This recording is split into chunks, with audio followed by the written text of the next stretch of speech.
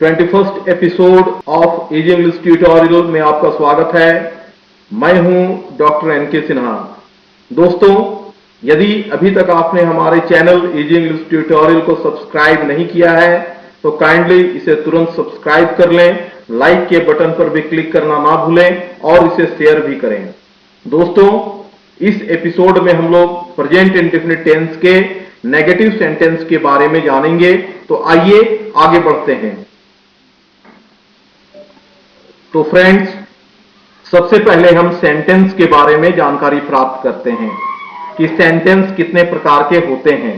दोस्तों, सेंटेंस 4 प्रकार के होते हैं: simple sentence, negative sentence, interrogative sentence और नेगेटिव इंट्रोगेटिव सेंटेंस। मैं पढ़ता हूं सिंपल सेंटेंस है, मैं नहीं पढ़ता हूं नेगेटिव सेंटेंस के उदाहरण हैं। क्या मैं पढ़ता हूं ये इंट्रोगेटिव सेंटेंस है, क्या मैं नहीं पढ़ता हूं यह नेगेटिव इंट्रोगेटिव सेंटेंस के उदाहरण हैं। तो दोस्तों, इसी प्रकार वह पढ़ता है सिंपल सेंटेंस है, वह नहीं पढ़ता है नेगेटिव सेंटेंस है। क्या वह पढ़ता है इंट्रोगेटिव सेंटेंस है, क्या वह नहीं पढ़ता है नेगेटिव इंट्रोगेटिव सेंटेंस है। तो दोस्तों, इस प्रकार हम लोग सेंटेंस के बारे में समझ चुके हैं। अब आइए आगे बढ़ते हैं। दोस्तों, प्रेजेंट इंडेफिनिट टेंस के पहचान को हम लोग जानते हैं कि ऐसे वाक्य जिसके अंत में ता है, ती है, ते हैं या फिर ताहू रहे, वो प्रेजेंट इंडेफिनिट टेंस के अंतर्गत आते हैं। नेगेटिव सेंटेंस में ऐसे वाक्यों में नहीं जुड़ जाएंगे। जैसे मैं पढ़ता हूं सिंपल सेंटेंस है तो मैं नहीं पढ़ता हूं नेगेटिव सेंटेंस है।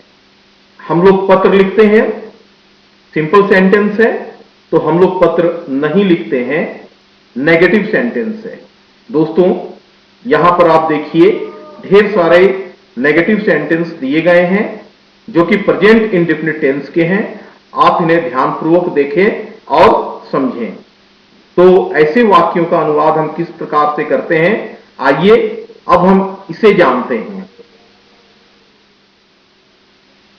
तो सबसे पहले आप इन सब्जेक्ट्स को देखें। I, we, you, they plural number, he, she, it और सिंगुलर नंबर। तो दोस्तों, प्रेजेंट इंडेफिनिट के नेगेटिव सेंटेंस में हम लोग आई, वी, यू, दे और प्लूरल नंबर के साथ डोंट का प्रयोग करते हैं। इसके पश्चात हम V1 लगाते हैं और फिर ऑब्जेक्ट का इस्तेमाल करते हैं। इसी प्रकार ही, सी, इट और सिंगुलर नंबर के साथ हम डजंट का प्रयोग करते हैं और फिर V1 लगाते हैं और ऑब्जेक्ट का प्रयोग करते हैं। तो दोस्तों, आप इसे भली भांति समझ लें कि आई, वी, यू, दे और प्लूरल नंबर के साथ डोंट प्लस V1 का प्रयोग किया जाता है और ही, सी, इट और सिंगुलर नंबर के साथ डजंट प्लस V1 का प्रयोग किया जाता है। यह तभी इस्तेमाल में लाया जाता है, यानी डोंट और डजंट का प्रयोग तभी किया जाता है जब सेंटेंस नेगेटिव हो। कैसे, आइए हम इन्हें इन उदाहरणों से समझें। दोस्तों, यहां पर कुछ उदाहरण दिए गए हैं, आप इन्हें देखें। I don't read a book, मैं किताब नहीं पढ़ता हूं। We don't read a book, हम लोग किताब नहीं पढ़ते हैं। You don't read a book, तुम लोग किताब नहीं पढ़ते हो। They don't read a book, वे लोग किताब नहीं पढ़ते हैं। Boys don't read a book, लड़के किताब नहीं पढ़ते हैं।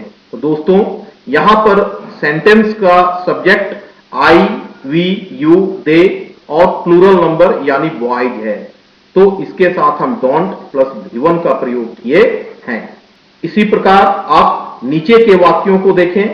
He doesn't read a book, वह किताब नहीं पढ़ता है। She doesn't read a book, वह किताब नहीं पढ़ती है। It doesn't read a book, यह किताब नहीं पढ़ता है।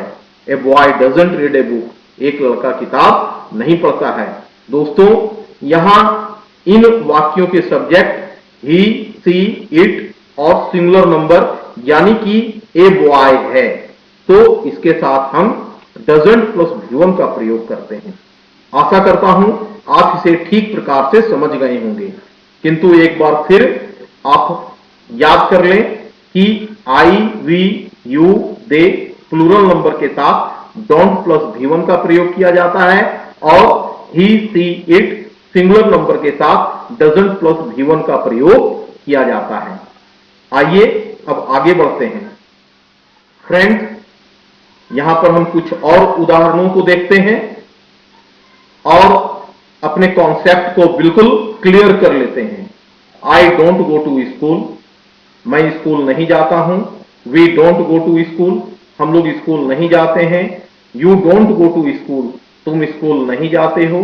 दे डोंट गो टू स्कूल, वे लोग स्कूल नहीं जाते हैं। Boys don't go to school, लड़के स्कूल नहीं जाते हैं। दोस्तों, यहां सब्जेक्ट्स को देखें।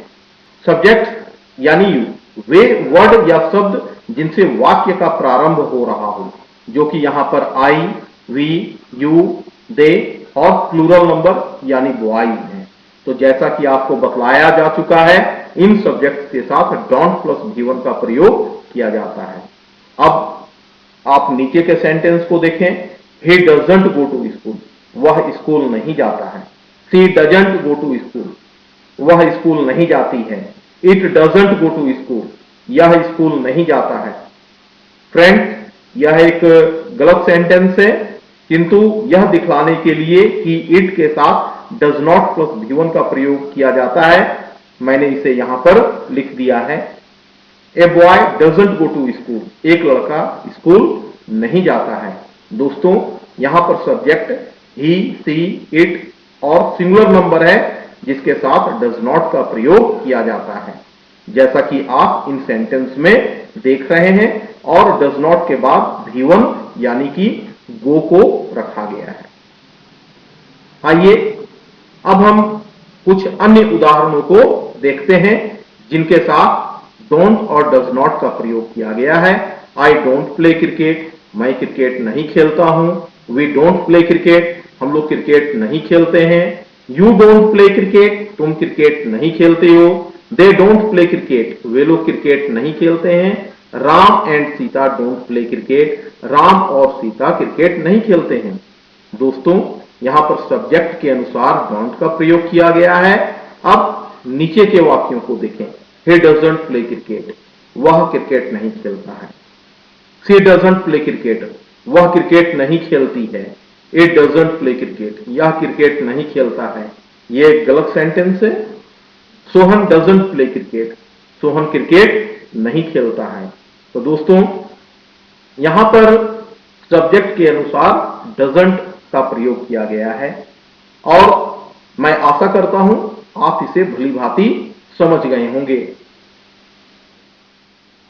फ्रेंड्स, इजी इंग्लिश ट्यूटोरियल का यह भाग यदि आपको पसंद आया हो तो आप इसे जरूर सब्सक्राइब करें और इसे शेयर करना ना भूलें। लाइक के बटन पर भी क्लिक करें। अपने बहुमूल्य कमेंट से मुझे जरूर अवगत कराएं आपने इस एपिसोड को देखा। इसके लिए आपका बहुत बहुत धन्यवाद। Welcome, thank you.